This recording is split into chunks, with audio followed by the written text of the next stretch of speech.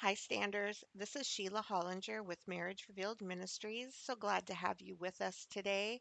We're going to discuss a topic that we have going on right now in our Facebook support group.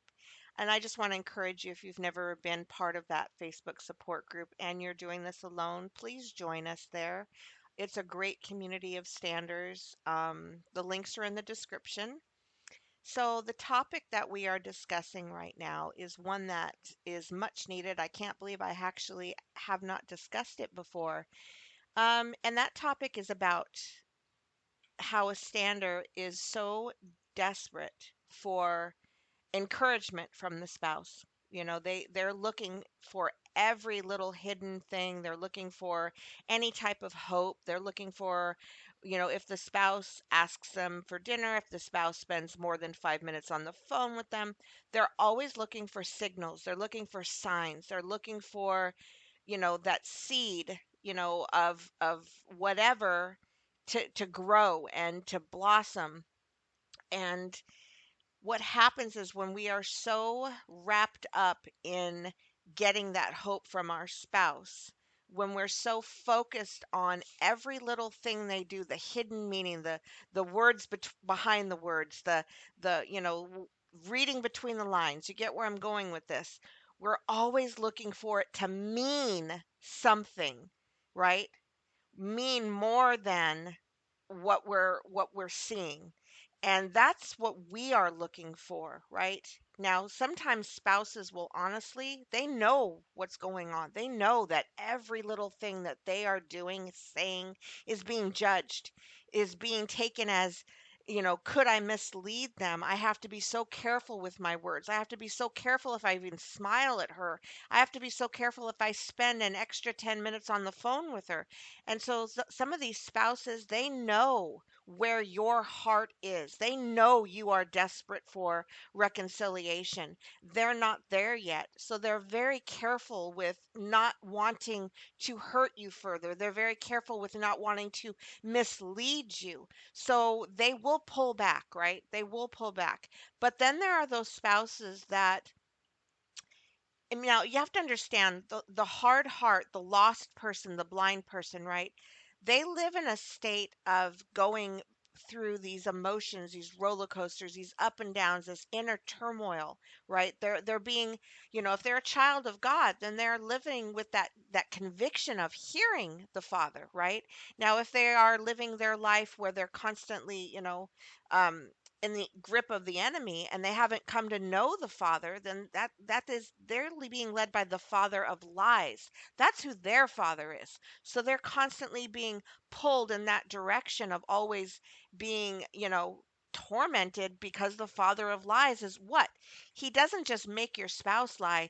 The father of lies to your spouse. So they live in this web of lies and deception and darkness, right?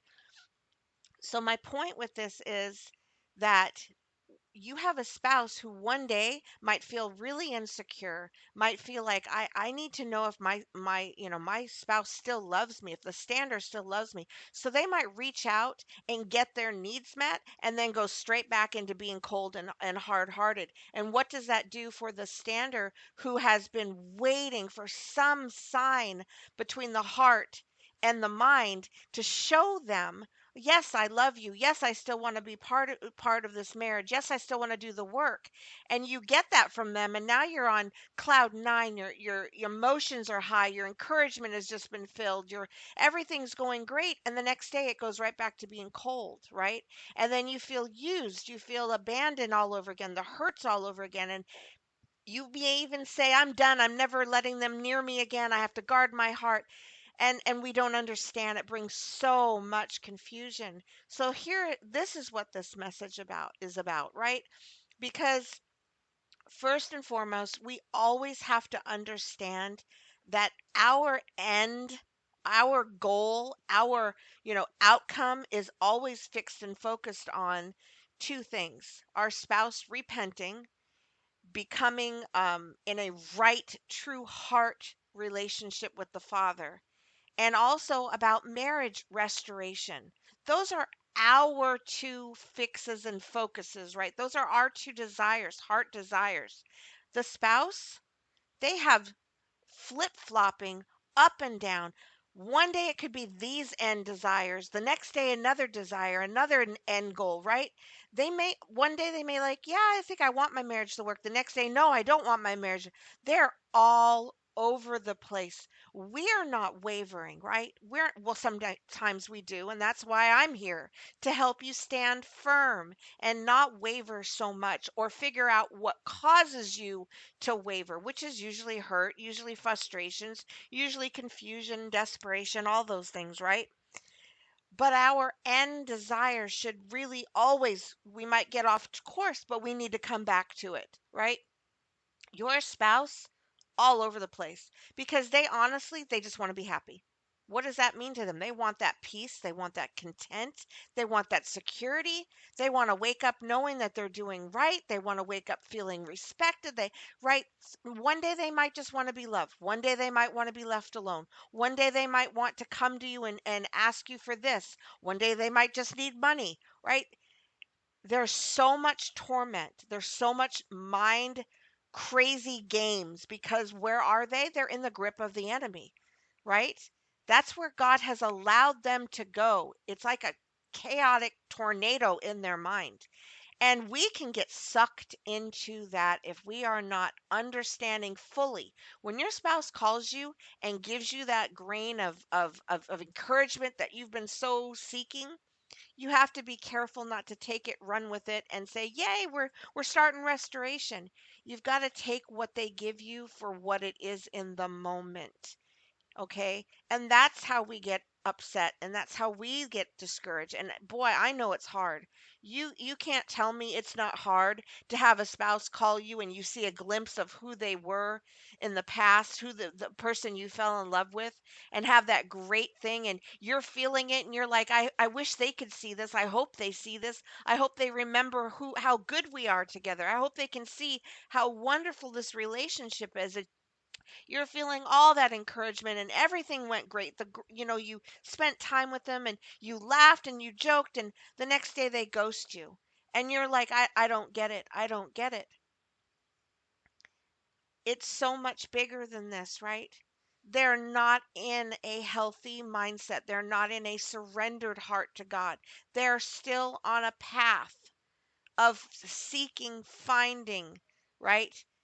We're on that path too, but it's just such a different path because we are standing firm. We are firmly on solid ground. They're on sinking sand because they have not fully surrendered and submitted their life to Jesus the way they need to. They might think they have. Some of these spouses really do think they have, but they're completely lost and blind and they're being misled and that's part of their journey. They are in that place of being sifted, right? Being sifted like wheat where they're constantly being tossed up in the air and the wind comes and blows off the chaff and there's it's just such a confusing time. And if we even try to consider what they're going through, it can become very confusing to us. So, if your spouse comes and they invite you to go out shopping with them and you have the best day with them and you go to bed that night and you're all excited thinking, "Yes, this is it. This is it. We're going to be restored where I'm seeing what I need." And then the next week you get the papers in the mail saying they want a divorce. And you're like, "I don't get it. I don't get it." And I know this is scary. You're like, "Well, why even bother? Why spend any?" I can just feel some of you guys right there and then saying, "No, then I will never let my spouse near me." I will tell them, unless you are fully committed, unless you are absolutely fully, going to end that other relationship and you just want to be married, don't even come near me. Don't talk to me. And we get that all the time. We see spouses, they become so hurt that they say, "I've blocked them. I've not talk to them. Refuse to talk to them because they keep playing with my heart." I'm going to tell you right now, 99% of the time, they're not meaning to do this. They're just living in what they need right at the moment, which is purely selfish, right? It is. I'm not denying that. It is purely selfish, purely self motivated, but it just goes with the territory, right? It goes with the state of mind that they are in. I do not envy what they are in, that place of total torment, of just being tossed to and fro, double-mindedness, back and forth by what the enemy is doing to them. We need to have a little bit of understanding so we can find some compassion for what they are being drugged through, right? They're not feeling good about the choices they're making. They may appear to be happy. They may appear to be, so content with what they're going through. No, no. Any child of God who is out of God's will, right, is not finding that security, that peace, that content, that inner soul, you know, what you seek when you're a child of God. Because children of God can't. Anything apart from his will, you can't feel and fully enjoy your sin. You can't fully enjoy that separation from him. Anybody that's not a child of God, yeah, you better believe that they can find security in being sinful. They can find security in doing the work of their father of lies, because that's who they have, that's who they resemble. But a child of God, no, no. And I was a child of God before I knew I was a child of God, right? God chooses us before we ever choose him. So even those unsaved spouses that you're married to that have never surrendered to God, right? You can see the fruit of their unbelief working against them. You can see how they're not satisfied in life. You can see how these children of God who have never surrendered are struggling. I love what Jesus said to Paul when he met him on that road. See, Paul was already chosen. He was already a son of God before he ever made that decision. He was walking in the fruit of it. And this is why it's so evident. When Jesus met him, the first thing he said to him was, "It's hard to be kicking against the goads, isn't it, Paul?"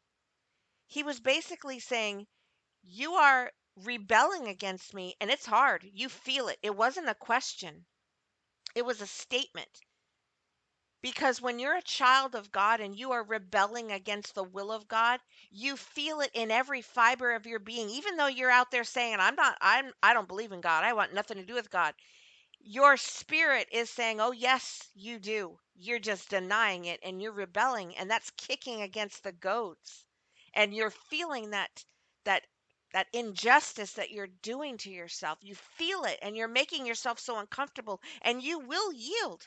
Children of God will yield. They can't keep going like this. And that's what kicking against the goads, that's what Paul was doing. So it's evident, right? But as they keep rebelling, as they keep being selfish, it creates this mind torment, this confusion. And if we don't recognize that and we go by every single thing they do as truth and fact and permanency, right? We are going to get so drawn into that confusion. So here's what I want to say. If your spouse calls you up and you have a great conversation, enjoy it. Do you have to believe we are 100% going to be restored right now? No. You just had a great conversation. You got to see the encouragement. You got to see the person that you married, and you got encouragement from that.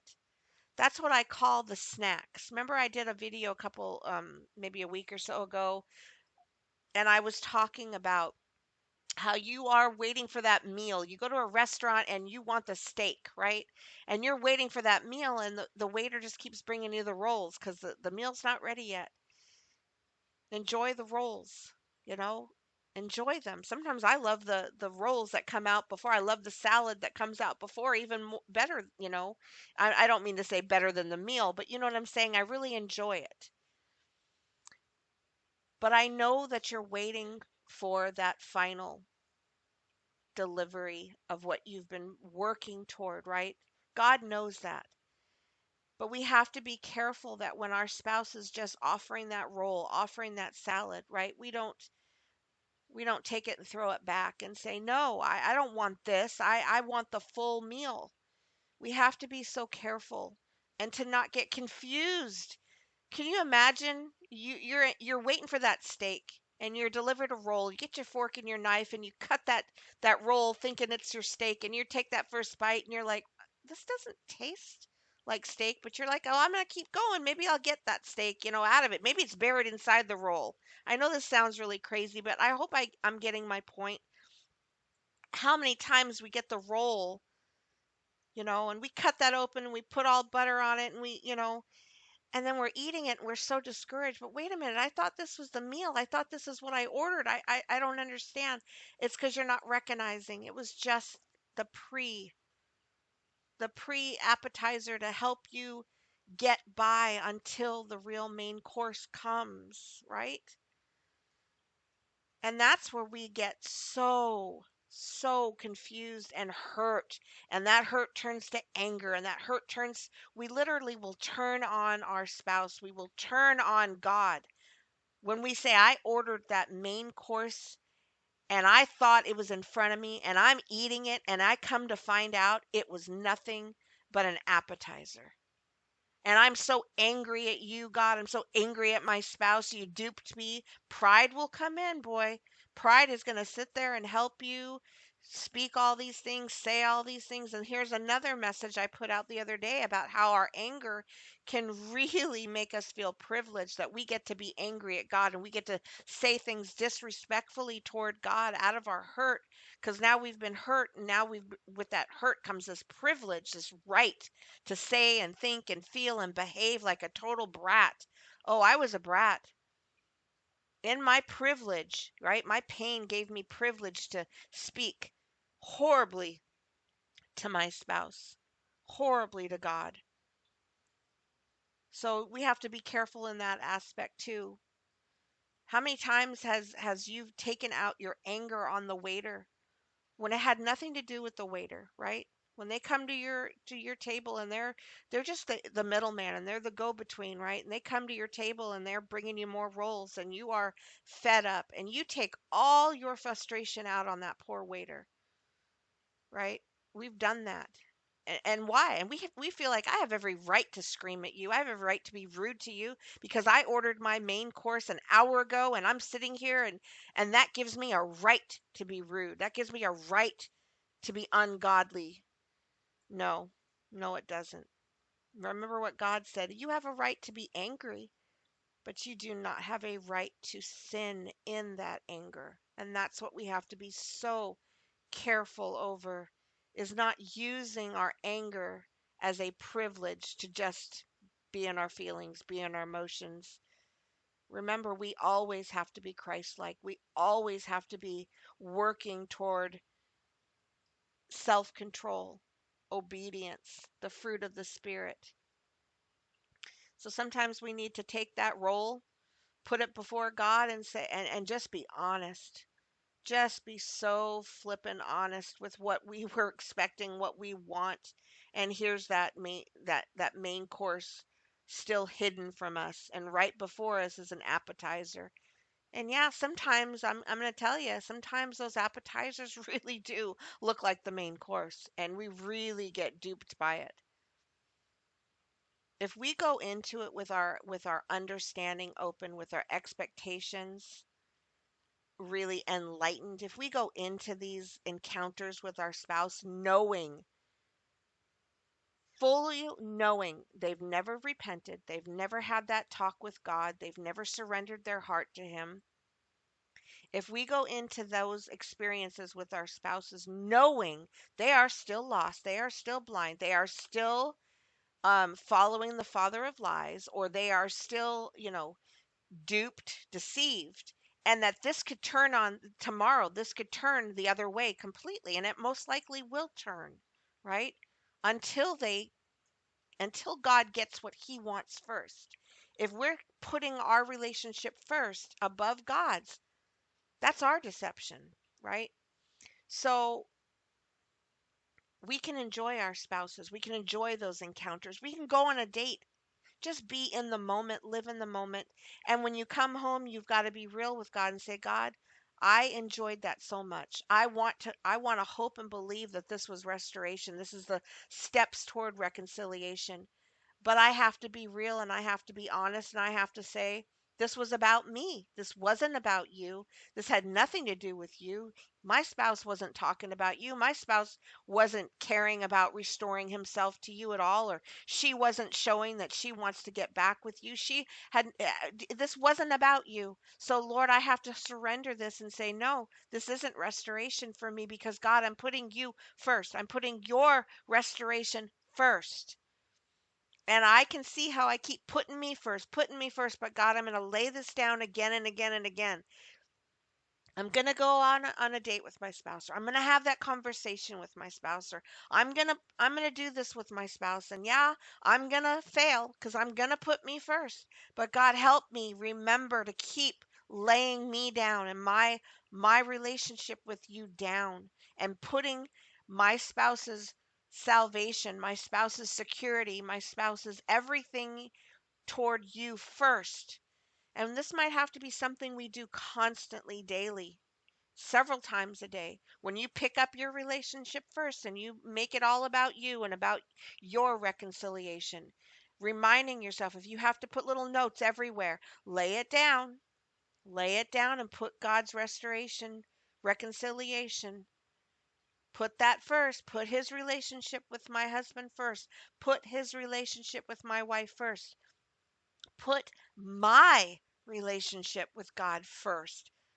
Boy, I'm telling you, Standers, there's some of you that are so blind. You might be really good at putting God's relationship with your spouse first, but your first priority is still your spouse, and you haven't even done that for yourself. You haven't even put your relationship with God above all else, above as a priority. So you might think you're doing the right thing each day when you're like, God, I'm praying for my spouse to love you above all, and I'm praying and I'm putting you first. But in your own heart is being neglected because your relationship with him first in your life is neglected. So I pray this message blessed you. I pray it touched you. I pray you understand that these areas that our spouses are in, right? We can see what they are going through. We can understand what they're going through when they reach out for intimacy. Does that mean restoration? No, not all the time. You've got to hear the Father telling you, this is it. This is real. This is real restoration because my relationship with you both is on the right path, where it wasn't on the path at all. It wasn't even on the agenda. And now it is. Now we can talk about marriage. That's what you need to hear from the Father. And so that's what you have to, really fix your eyes and focus on when God tells you it's restoration. And then you have something solid to stand on, because now your spouse is no longer standing on that quicksand, that shaking sand, right? Now they've been put on a solid foundation, and you both can be standing on that, building together. God bless you guys. I love you.